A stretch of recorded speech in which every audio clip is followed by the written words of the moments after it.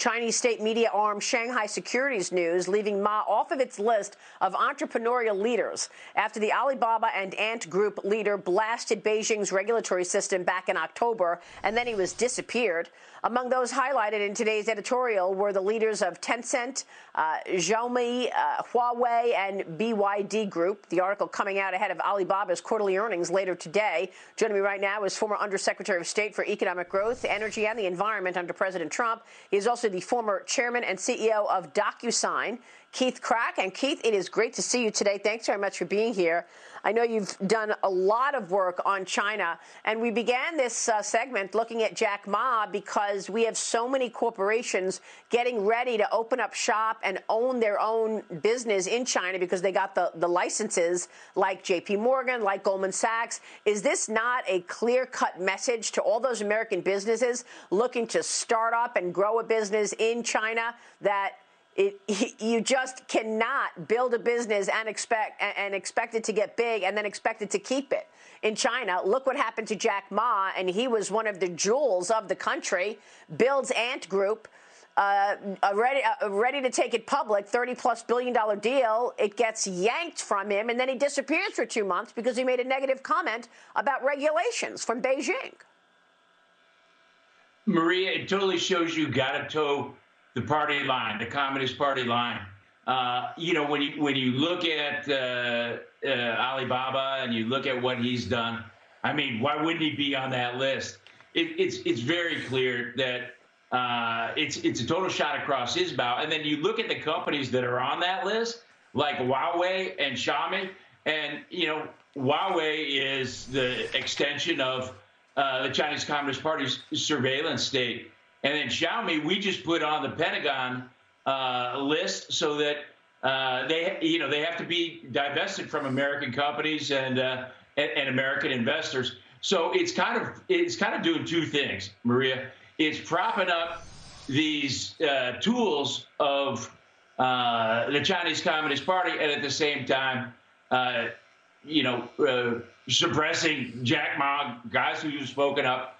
And it is a message, I think, for our financial community that it's very, very risky to set up shop in China. And I think, as you know, we posted a couple of weeks ago 1,200 Chinese subsidiaries and companies that are on that Pentagon list that now require divestment. That's right. And Keith, China is now sending Twitter users to prison for any posts that are negative about China, even if Chinese citizens can't even see them because they're in other countries. This Communist Party says it's amping up its efforts to control its image around the world by jailing Chinese citizens, many of them ordinary people with no influence, little influence. But if they use foreign social media to criticize Xi Jinping and his government, they're going to jail. We know what they've done in terms of Hong Kong, and now you've got all these people fleeing Hong Kong, Keith. The British National Overseas Visa officially opened on Sunday, welcoming thousands of Hong Kongers to the UK following this Sunday's cancellation of the British National Overseas Passport. The passage of this summer's controversial national security law. These visas would allow eligible residents to live, work, and study in the UK and eventually apply to become British citizens. This is an important story to watch. Elliott Management, one of the first big companies, hedge funds, to pick up and leave Hong Kong. So we're watching this because if China and the CCP decide, you know what, we don't want all these people leaving, many people have already left. If they stop this visa program, I mean, the U.S. has to react. We haven't reacted to any of this stuff. We have, planes going into, bombers going into Taiwan airspace. We have some really serious things happening. We haven't seen any reaction from the Biden administration. How should the Biden administration react? Well, I think what we've seen is they are just getting more and more aggressive. Now, on July 4th, I was on Fox and I talked about China's genocide in Xinjiang, and then that got officially designated by Secretary Pompeo a few weeks ago, and Tony Blinken agreed with that during his Senate confirmation.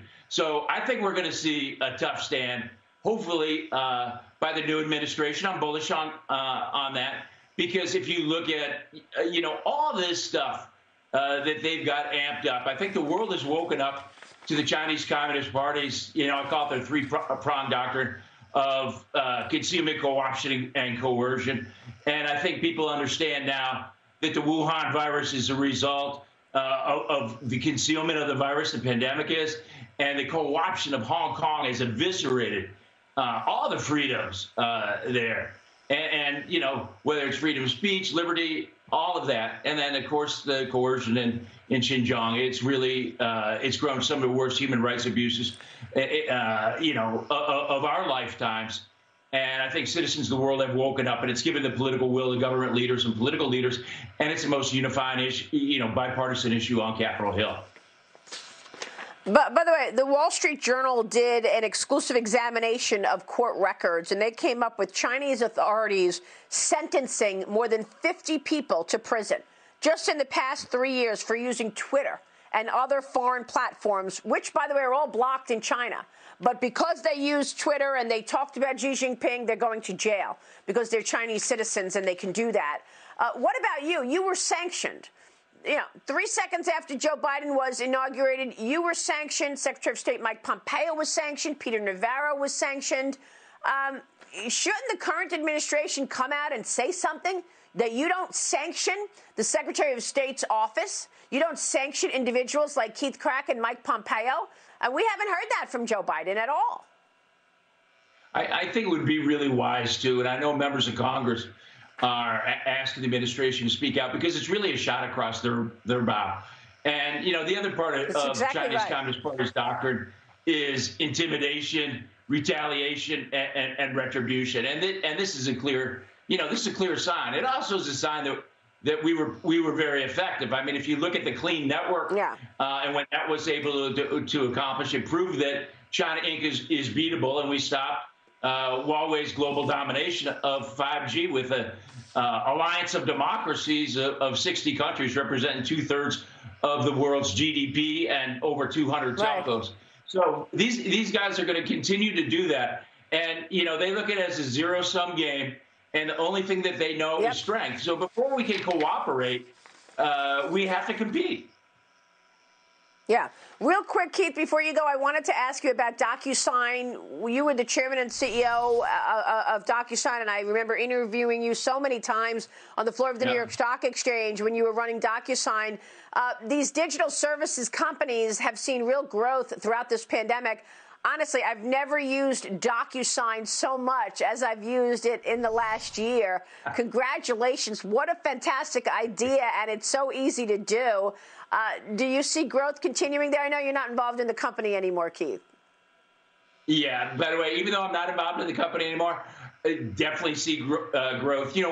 One of the things that we did, obviously, over the 10 years where I was running the company, was make built-to-last investments to become the global standard. Tremendous investments in data privacy and security, and then also an ability to really expand that. And now I think the digital transformation is accelerated. DocuSign's in a catbird position, so that growth is strong. Yeah, it's great stuff. Keith, it's good to see you this morning. Thanks very much for being here. A lot to talk about and catch up with you. Keith Krach. All right, we'll see you soon.